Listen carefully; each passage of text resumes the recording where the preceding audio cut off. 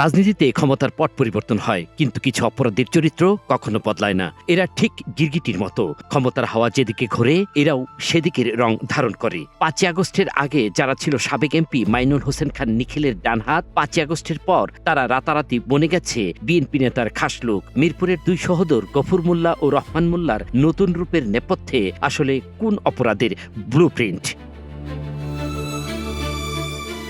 ঘটনা সাভারের বিরুলিয়ার ছোট ওয়ালিয়া মৌজার একখণ্ড জমি নিয়ে। জমির বর্তমান বৈধ মালিক মোহাম্মদ দুলাল ও তার স্ত্রী তাহমিনা আক্তার। দলিল, খাজনা খারিজ, নামজারি সবই আছে তাদের নামে। এমনকি এই জমি বন্ধক রেখে কৃষি ব্যাংক থেকে লোনও নিয়েছিলেন তারা। নিয়ম অনুযায়ী কোনো ব্যাংকের লিগেল টিম শতভাগ যাচাই না করে লোন দেয় না। কিন্তু বিপত্তি বাধল তখন যখন তারা জমিটি অন্যত্র বিক্রি করতে গেলেন। গফুর আর রহমান মোল্লা নামে দুই ভাই এসে দাবি করলেন জমিটি নাকি তাদের। জীবন অবাক না করলে কে করবে? 28% মিল্ক ফ্যাটের অবাক করার সাথে ফ্রেশ মিল্ক পাউডার। জীবন অবাক করুক প্রতিদিন। আমি আর আমার হাজবেন্ডের সারা জীবনের সঞ্চয়কৃত টাকা দিয়ে সাদুল্লাপুরে 11.5% জমি ক্রয় করেছি। এখন রহমান মোল্লা আর গফুর মোল্লা এরা প্রায় আওয়ামী লীগের দোসর। নিখিল এমপি, সাবেক এমপি নিখিল ছত্রছায়ায় ছিল। এরা এখন কিছু ছাত্রলীগের প্রভাবশালী নেতাদের বর্তমান অবস্থানে থেকে আমাকে এই জমিটা ভোগ দখল করতে দিচ্ছে না। এখন আমি আমার জমিতে যেতেও পারছি না, বিক্রিও করতে পারতেছি না। আমি আইনগত প্রতিকার চাই। আমরা কিনছি হলো আক্তার মোল্লা থেকে জমিটা। আক্তার মোল্লা, মুক্তার মোল্লা আর হলো সিদ্দিক মোল্লা, ওরা তিন ভাই ওরা হইলো জমিটার মালিক। ও কাছে বেচছে কি মরণচাঁদ মন্ডল, ও কাছে বিক্রি করছে আক্তার মোল্লা। ও কাছে আক্তার মোল্লা থেকে আমরা 11.5% আমরা কিনছি। এখন এরা কি করছে, এরা আবার সৎ ভাই গফুর মোল্লা, রহমান মোল্লা, এরা নাকি সৎ ভাই।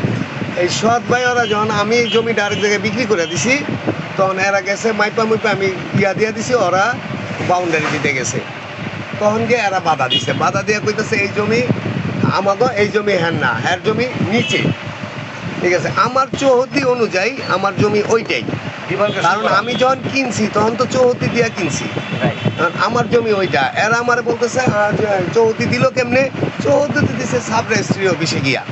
চৌহদ্দি তো আমি দিই নেই নিজের থেকে। ঠিক আছে, পরে ওরা গেছে যায় কইতেছে আমার, আমি বললাম যে ভাই তো আপনারা যদি আমার এই জমিটার কাগজটা এই দেখেন, হ্যাঁ দেখে তোমার জমি আছে, কিন্তু তোমার জমি এইটা না, তোমার জমি নিচে। তা আমার জমি যখন নিচে, আপনাকে জমি কোনটা? কত সালের ঘটনা? এইটাই যে কয়েকদিন আগে। গফুর মোল্লাটা কি? গফুর মোল্লা হলো আওয়ামী লীগ করতো এক সময়, এর আগে মাদক ব্যবসা করতো। আওয়ামী লীগের আমলে সে এই 5ই আগস্টের পর মামলা খাইছে, মামলা খাইয়া লবিং কইরা এখন মানে আবার সিস্টেম করছে। এরা আগে থেকেই ভূমিদস্যু। অনুসন্ধান বলছে বিগত সরকারের আমলে স্থানীয় আওয়ামী লীগ নেতা নিখিলের ছত্রছায়া থেকে পুরো এলাকায় মাদক সিন্ডিকেট চালাতেন এই গফুর। মিরপুর মডেল থানায় নথিপত্র ঘেঁটে মিলল এর অকাট্য প্রমাণ। 2018 সালে বিপুল পরিমাণ মাদক সহ হাতে নাতে পুলিশের হাতে গ্রেপ্তার হয়েছিলেন এই গফুর মোল্লা। মাদক মামলার আসামি হয়েও রাজনৈতিক প্রভাবে তিনি ছিলেন ধরাছোঁয়ার বাইরে। আমি একটা বিষয় আপনার জন্য কোয়ারির জন্য ফোন দিয়েছি। যেমন একটা অভিযোগ এসেছিল আমার কাছে, তাহমিনা আক্তার নামে একজন মহিলা, তার একটা 11.5 শতকের একটা জমি আক্তার হোসেন মোল্লার কাছ থেকে উনি ক্রয় করেছেন। পরে উনি বিক্রি করার সময় আপনারা বাধা প্রদান করেছেন। আপনারা বলেছেন যে ওদের নাকি, আপনাদের নাকি ওইখানে জমি আছে, তাদেরকে বিক্রি করতে দিচ্ছেন। আসলে ঘটনাটা আমাকে একটু বলবেন? না না, আমি বিক্রি করতে দিব না। কেন? ওনার জমি উনি বিক্রি করবে, অবশ্যই করবে। জি, মানে ব্যাপারটা হচ্ছে যে ওনার যে আশেপাশে জমি, আসলে এখানে আমারও না, জমিগুলো হচ্ছে আমার বড় ভাইয়ের। তা আমি চাইছিলাম যে এটার একটা সমাধানের জন্য ওদেরকে নিয়ে বসছিলাম। পয়সা মাপজোপ করা হইলো, মাপজোপ করার পরে আসলে যেটা হয়েছে সেটা হচ্ছে যে ওর দলিল যেটা করছে, মানে উনি যার থেকে কিনছে সে হচ্ছে আমার বড় ভাই যার থেকে কিনছে সেই মালিকের থেকে কিনছে, একই মালিকের থেকে কিনছে। কিন্তু ওই যে আমার বড় ভাইয়ের দলিলটা আগে কইরা চৌহদ্দিটা দিচ্ছে হইলো উপরের সাইডে। কথা বুঝতে পারছেন? আর ওনার যে দলিলটা করছে উনি করছে প্রায় আরো 9 বছর পরে।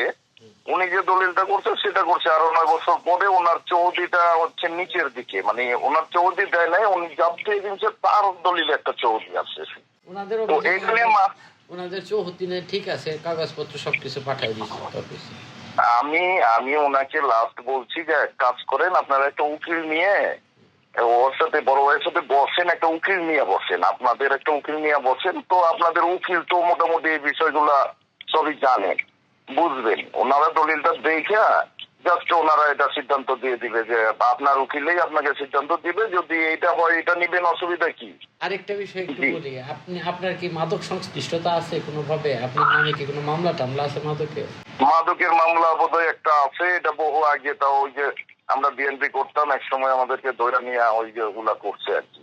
জমিটা হলো আমাদের, আমরা আমাদের জমি আমাদের আছে, কিন্তু এখন আমার জমিটা দেখায় যদি অন্য একজন বিক্রি করে দেয় ওই জমি পাবে।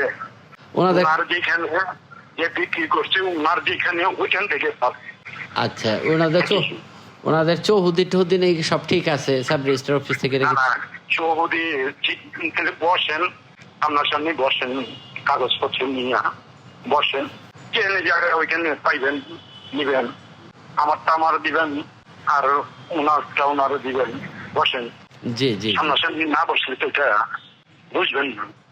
আচ্ছা ঠিক আছে, কাগজ নিয়ে বসতে হইব, আমার কাগজও দেখতে হইব, ওনার কাগজও দেখতে হইব, দেখা যার জমি যেখানে ওইখানে থাকবো নাকি। জি জি, আপনার কথা, আপনার বক্তব্য স্পষ্ট, আমি আপনার বক্তব্য বুঝতে পেরেছি, ধন্যবাদ আপনাকে। হ্যাঁ, 5ই আগস্টের পর কিছুদিন গা ঢাকা দিলেও এখন তারা চাঙ্গা। এবার ঢাল বানিয়েছেন স্থানীয় এক প্রভাবশালী বিএনপি নেতাকে। তার নাম ভাঙিয়েই ফের শুরু করেছেন চাঁদাবাজি আর ভূমিদস্যুতা। প্রতিবেদকের কাছে মাদক মামলার কথা স্বীকার করলেও জমিটি তাদেরই বলে দাবি করেন এই দুই ভাই। তবে মিরপুর মডেল থানার ওসি হাফিজুর রহমান স্পষ্ট জানিয়েছেন, সুনির্দিষ্ট অভিযোগ পেলে কঠোর ব্যবস্থা নেওয়া হবে। দল বদলালেও অপরাধীদের আড়াল করার চেষ্টা কি সফল হবে, নাকি নতুন দলের প্রভাব খাটিয়ে পার পেয়ে যাবে এই ভূমিদস্যুরা? আল মাসুদ নয়ন, নাগরিক প্রতিদিন।